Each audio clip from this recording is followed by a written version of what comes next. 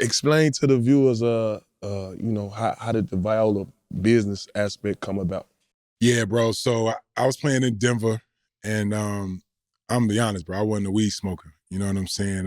At that point, I had smoked weed one time when I was in Golden State, and whatever stacking them gave me, bro, that shit had me so paranoid, bro. Bro, him and Matt gave me some shit that changed my life. Man. I was like, oh hell, no, I ain't smoking no weed ever again. Too strong. Like what? I'm all hearing the sirens. They gave you all the smoke, man. Right, like I was one of the niggas that like never missed a night out. Like I would always hang out. I couldn't even go out that night. I was like, Right. yeah, I'll see y'all niggas tomorrow on the bus. And so when I'm in Denver, I because of my rookie duties and shit like that, grabbing the newspaper and shit, I became a newspaper reader for my career. You know what I'm saying? So I'm in Colorado, opened up the newspaper, and there's always something about like cannabis. You know what I'm saying? And like the benefits from it and all that kind of stuff. So my grandmother, she was 79 years old at the time, she had came to see me play. And when she got there, I took a bag downstairs and she asked me to bring a bag back up. So as I'm bringing it up, I hear it shaking or whatever. It's a pill bag or whatever. So bring it upstairs. She come up, she opens it, and she takes like 30 pills, bro. And I'm like, damn, grandma, what's up? You all right? She's like, well, I got everything. She's like, I got high blood pressure, I got diabetes, glaucoma. And I was like, grandma, you won't believe, I was just reading in the newspaper that cannabis cures glaucoma patients. And she like, what? And I'm like, telling her what I had read and shit. And she's like, well, what is cannabis? And I said, marijuana, weed. She was like, reefer? Reefer? That's the old school. She lied like how y'all like. She laughing. She's like, boy, you really trying to get me to smoke reefer? She's like, boy, reefer ain't gonna do nothing but make me hungry. Right. And I was like, nah, grandma, they said it's medicine, blah, blah. She like, boy, get out of my face. And the next day I come home from shoot around, and bro, I promise she's sitting in the kitchen complaining about how bad her eyes hurt. So I said, well, grandma, why don't you try cannabis? I said, doctors recommend it. So I'm gonna call the doctor and they're gonna tell you, what you should get. So I call my boy, he goes to the dispensary. They recommend a strand called Vietnam Kush. Bring it back. I put it in a volcano bag for her instead of like giving her a blunt. You know what I'm saying? So put it in a volcano bag. I take it in the garage. She like hit it once, twice, and she like blow it out her nose or whatever. So I'm like, grandma, you hit this. You did this. Grandma know what she doing. I'm like, grandma, I was like, come on, like, you talk about you never smoked weed. She's like, I never smoked weed before. She's like, all I smoked was a cigarette one time when I was 16.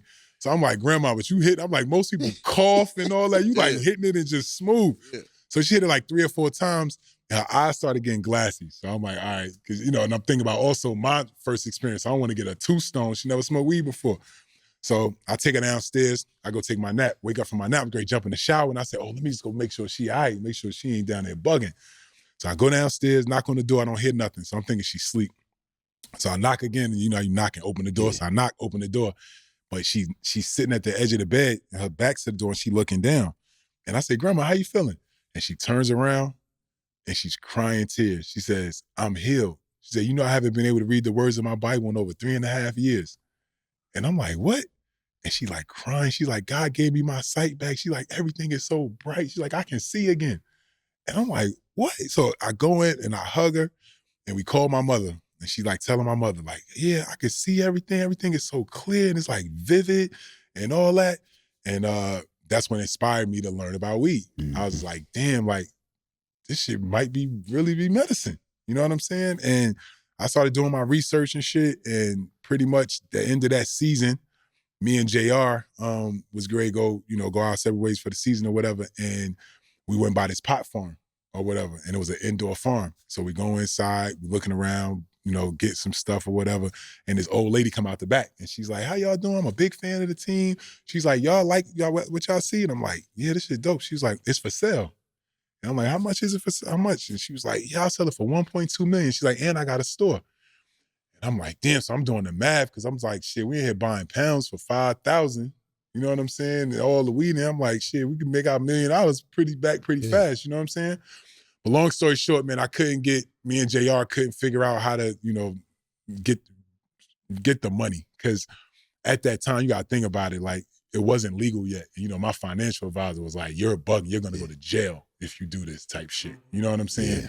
So whatever, instead of us buying it, I learned a little bit more. And then the next year, found a building, decided to make the investment, you know what I'm saying? So in the beginning, we was caregivers, meaning like everything we grew, we sold it to, sick people or whatever. So they would give us their paperwork, we would grow it, we would give them a portion, and the rest of it we would sell to the stores. But it would just go out in bulk, you know what I'm saying? So nobody ever knew who grew it, you know what I'm saying? And I always felt like, the one thing I felt like the league did with us that was great was they branded the hell out of us. And the way that they branded us was they gave us 1,000 sweatsuits every season, right? Mm-hmm. And we were so proud to be in the league. We wore shit them out. motherfuckers everywhere. We wore them at church. We wore them at weddings.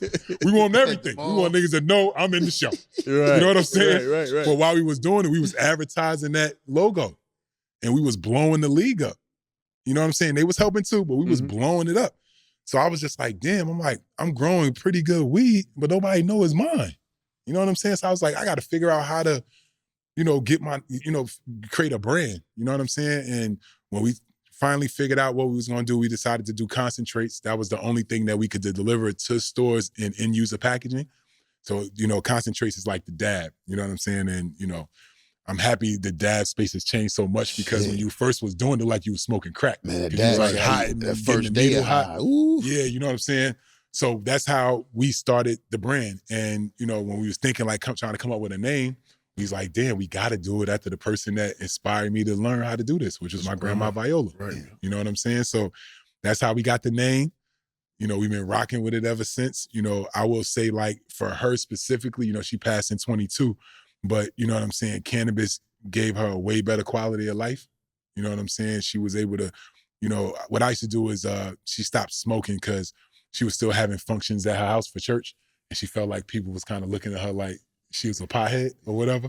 So I had to start infusing like Honey Nut Cheerios, cereal and stuff like that so she could eat it. You know what I'm saying? Okay, That's how other she ways. would, that's how she would intake. that's how she would medicate herself. You know what I'm saying?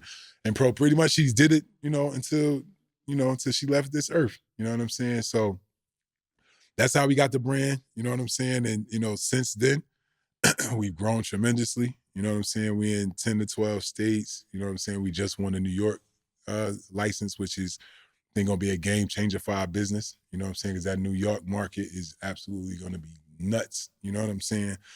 And that's really my focus is just like really blowing New York up. You know what I'm saying? At this point, right now we just got into a beverage deal with this company called Tempters or whatever. So like, you know what I'm saying? I gotta zoom in on this. It's our first can. Yeah. You know what I'm saying? We selling this out, and I think we're gonna be distributed in 9 states or whatever through liquor stores. You know what I'm saying? So we're gonna be having them in Specs, Goody Goody. You know what I'm saying? Those are, liquor stores out of here, in the Dallas DFW area. But, we'll have them in Jersey, New York, Minnesota, where else we gonna be at? I think Arizona, a couple different places. So, just really just trying to expand the brand. But, while we doing it, bro, like the focus for me has always been about like making sure like that Black people participate, because what has happened is, or happened so fast, was that these opportunities were so expensive to participate. You know what I'm saying? And historically, our people or people of color don't have access to capital. Right. You know what I'm saying? So they're leaving us behind. But we was the only ones that got arrested for it. You know what I'm saying? 85% of drug arrests in Black communities have always been cannabis related. Bro, we don't have no farms. We don't have no trucks. It's just like they allowed it to come there and then they decided to police it once it got into our neighborhood. You know what I'm saying? So my whole thing is just like, okay, y'all got that off. But if we're gonna let this industry grow, y'all gotta make sure Black people can benefit from it. You know what I'm saying? Because it's gonna be like liquor. You know what I'm saying? You see liquor has created generational wealth for families. You know what I'm saying? And that's what the cannabis industry is gonna provide, people. And I gotta just make sure, or we gotta make sure, you know what I'm saying, that we have a seat at the table so that we can, uplift our people too. You know what I'm saying? For something that like demonize our community. It's the biggest game of the year, and y'all already know who we are rocking with.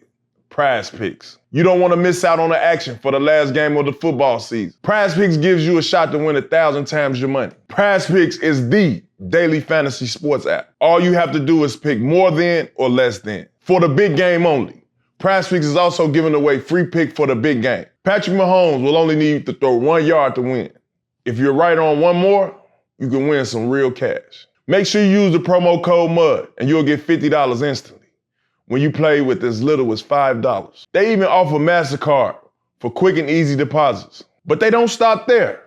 They even have weekly promotions like Taco Tuesdays that you can save up to 25% on Tuesday. Don't be the one to miss out with over 10 million active users. You guys already know what to do. Go to Prize Picks, download the app, and use promo code MUD. Prize Picks, the daily fantasy sports app.